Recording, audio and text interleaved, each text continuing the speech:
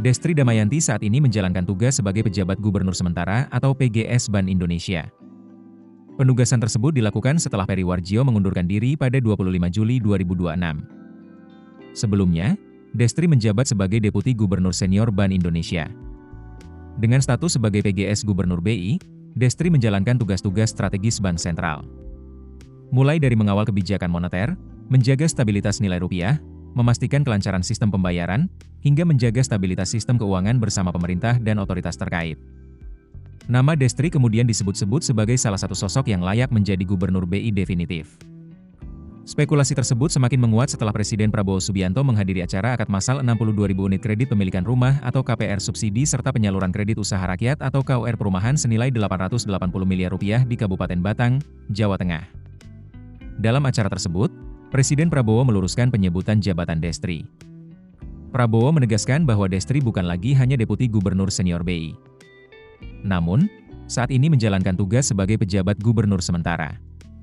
Setelah meluruskan jabatan tersebut, Prabowo kemudian melontarkan candaan kepada para tamu undangan.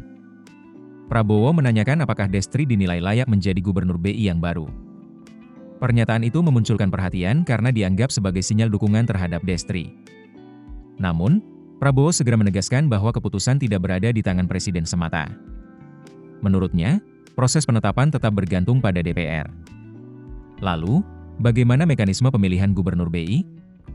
Mengacu pada Undang-Undang Nomor 23 Tahun 1999 tentang Bank Indonesia yang telah mengalami perubahan melalui Undang-Undang Nomor 4 Tahun 2023 tentang Pengembangan dan Penguatan Sektor Keuangan atau P2SK, Presiden memiliki kewenangan mengusulkan calon Gubernur BI.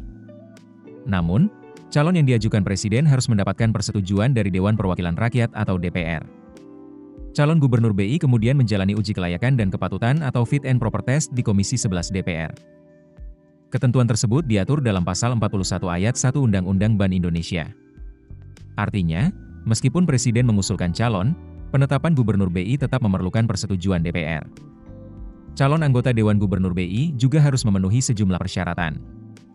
Pertama, harus merupakan warga negara Indonesia. Kedua, memiliki integritas, akhlak, dan moral yang tinggi. Ketiga, memiliki keahlian serta pengalaman di bidang ekonomi, keuangan, perbankan, atau hukum. Selain itu, calon harus memenuhi aspek independensi. Anggota Dewan Gubernur BI tidak boleh menjadi pengurus atau anggota partai politik ketika dicalonkan. Persyaratan tersebut penting karena Bank Indonesia merupakan lembaga negara yang independen. Gubernur BI memiliki masa jabatan selama 5 tahun. Seseorang dapat diangkat kembali untuk 1 kali masa jabatan berikutnya. Sebelum menjalankan tugas, anggota Dewan Gubernur juga wajib mengucapkan sumpah atau janji di hadapan Ketua Mahkamah Agung. Posisi Gubernur BI menjadi penting karena kebijakan Bank Sentral memiliki pengaruh besar terhadap perekonomian. Kebijakan moneter dapat memengaruhi stabilitas nilai tukar rupiah, inflasi, suku bunga, sistem keuangan, hingga kepercayaan investor. Karena itu, pasar kini menunggu siapa yang akan ditetapkan sebagai Gubernur BI definitif. Ekonom dari Departemen Ekonomika dan Bisnis Sekolah Vokasi Universitas Gadjah Mada, Yudhistira Hendra Pramana, menilai pelaku pasar tengah menunggu pengganti Peri Warjio. Pasar juga memperhatikan arah kebijakan yang akan dibawa Bank Indonesia. Bukan hanya dalam jangka pendek, tetapi juga dalam jangka menengah dan jangka panjang. Termasuk pelaksanaan Undang-Undang P2SK. Menurut Yudhistira, tidak ada persoalan secara hukum apabila BI turut mendukung pertumbuhan ekonomi. Namun, tujuan utama BI dalam menjaga stabilitas nilai rupiah tetap harus menjadi prioritas. Kebijakan BI dapat diselaraskan dengan kebijakan ekonomi pemerintah. Namun, stabilitas moneter tidak perlu dicapai dengan mengorbankan pertumbuhan ekonomi. Konsep tersebut disebut sebagai growth-friendly stability. Artinya, menjaga stabilitas sekaligus mendukung pertumbuhan ekonomi. Yudhistira juga menilai pemerintah perlu segera menetapkan Gubernur BI definitif. Sosok yang dipilih harus memiliki kapasitas, kredibilitas, serta pengalaman yang kuat. Hal ini diperlukan untuk menjaga kepercayaan pasar di tengah ketidakpastian ekonomi. Selain itu, independensi Bank Indonesia harus terus dijaga. Independensi tersebut mencakup 5 aspek, yaitu independensi tujuan, instrumen, personalia, anggaran, dan akuntabilitas.